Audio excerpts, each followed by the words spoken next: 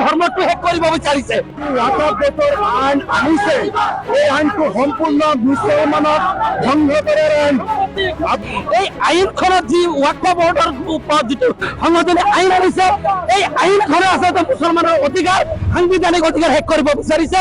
যে ৰাম মন্দিৰত যেনেকে ৰাম মন্দিৰ পৰিচালনা সমিতি সনাতন ধৰ্মৰ বাহিৰে কোনো মানুহ সোমাব নোৱাৰে। গতিকে তেতিয়াহ'লে মুছলমানৰ সম্পত্তিত কিয় এই বিজেপি চৰকাৰৰ চকু? মুছলমানৰ এই সম্পত্তিত কিয় এই বিজেপি চৰকাৰে আত্মদিনত ল'ব বিচাৰিছে?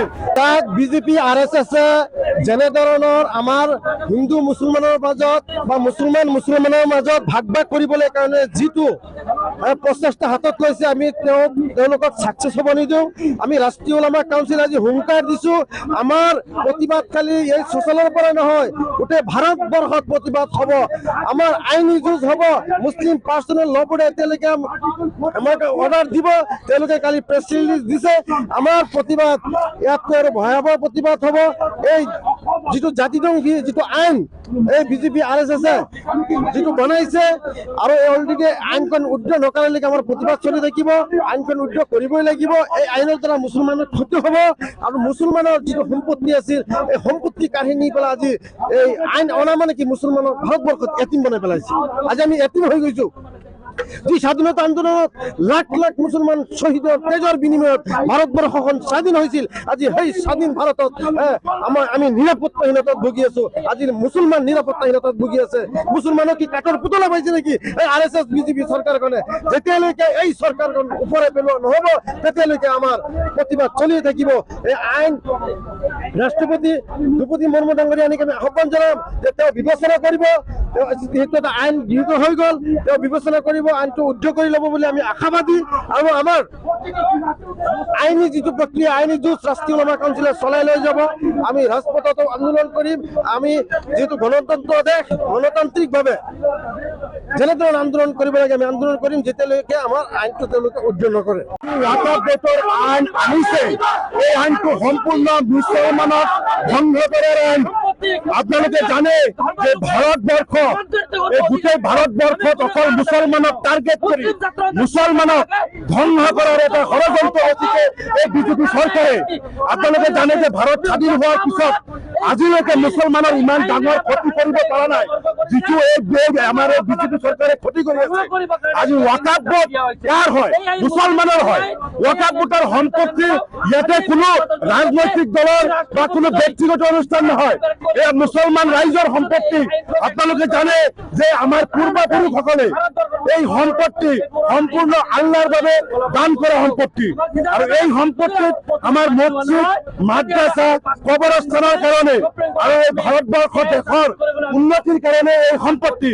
আৰু এই সম্পত্তিত আপোনালোকে জানে যে ৰাম মন্দিৰত যেনেকে ৰাম মন্দিৰ পৰিচালনা সমিতি সনাতন ধৰ্মৰ বাহিৰে কোনো মানুহ সোমাব নোৱাৰে।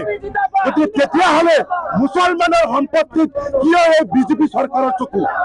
মুছলমানৰ এই সম্পত্তিত কিয় এই বিজেপি চৰকাৰে আত্মদিনত ল'ব বিচাৰিছে?